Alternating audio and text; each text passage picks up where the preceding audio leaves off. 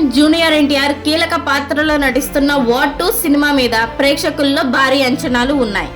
Junior NTR మొట్టమొదటిసారిగా పూర్తి స్థాయిలో నటిస్తున్న బాలీవుడ్ చిత్రం కావడంతో ఈ సినిమా ఎలా ఉండబోతుంది అని ఆయన అభిమానులతో పాటు సాధారణ ప్రేక్షకులు సైతం ఎదురు చూస్తున్నారు.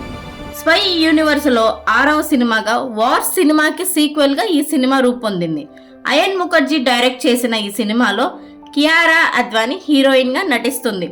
ఈ సినిమా ఎలా ఉంది, ప్రేక్షకులను ఎంతవరకు ఆకట్టుకుంది అనేది ఇప్పుడు రివ్యూలో చూద్దాం. కబీర్ ఒక ప్రతిభావంతమైన రా ఏజెంట్ నుంచి ఫ్రీలాన్సింగ్ కాంట్రాక్ట్ కిల్లర్గా మారి హై ప్రొఫైల్ వ్యక్తులను టార్గెట్ చేస్తాడు.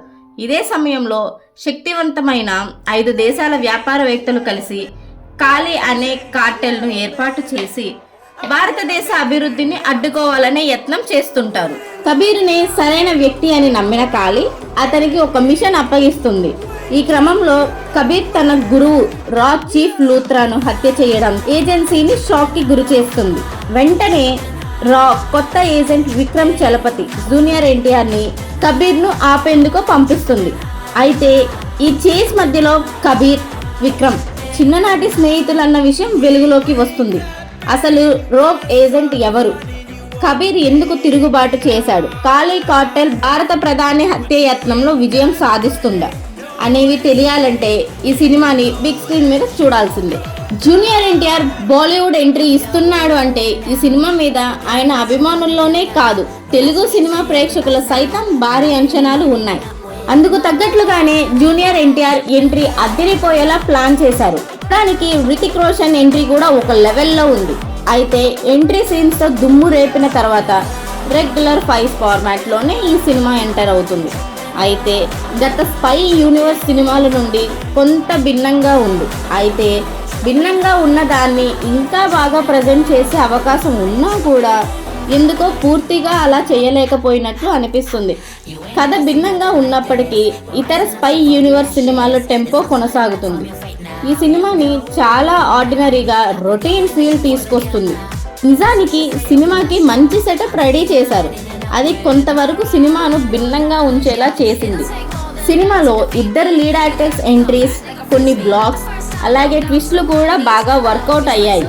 డాన్స్ నెంబర్స్ కూడా బాగున్నాయి. అయితే సినిమా ఎమోషన్ వర్కౌట్ కాలేదు అనే ఫీల్ కలుగుతుంది. ఎక్కడైతే హై రావాలో అక్కడ అది మిస్ అయిందన్న ఫీలింగ్ కలిగింది. ఇక నటీనటుల విషయానికి వస్తే జూనియర్ ఎన్టీఆర్తో పాటు హృతిక్ రోషన్ ఇద్దరూ అదరగొట్టారు. వారి పాత్రలకు తగ్గట్టు ఆకట్టుకున్నారు. కానీ ఇంతకు ముందు చేయనిది విషయాలు అయితే ఏమీ లేవు. క్లైమాక్స్లో వారి నటన ప్రత్యేకంగా నిలుస్తుంది. ఇక టెక్నికల్ టీం విషయానికి వస్తే నిర్మాణ విలువలు బాగున్నాయి. కానీ కొన్ని విఎఫ్ఎక్స్ షాట్లు, ముఖ్యంగా బోట్ చేస్ సీన్లో తేలిపోయినట్లు తెలుస్తుంది. యాక్షన్ ఎపిసోడ్స్లో బ్యాక్గ్రౌండ్ మ్యూజిక్ మంచి కిక్ ఇస్తుంది. నిడివి విషయంలో కూడా కేర్ తీసుకుని ఉండవచ్చు. ఫైనలీ వార్ 2 ఒక routine spy action thriller with stylish making. So ఫైనల్గా ఈ సినిమాకి నేను ఇచ్చే రేటింగ్ 3.5.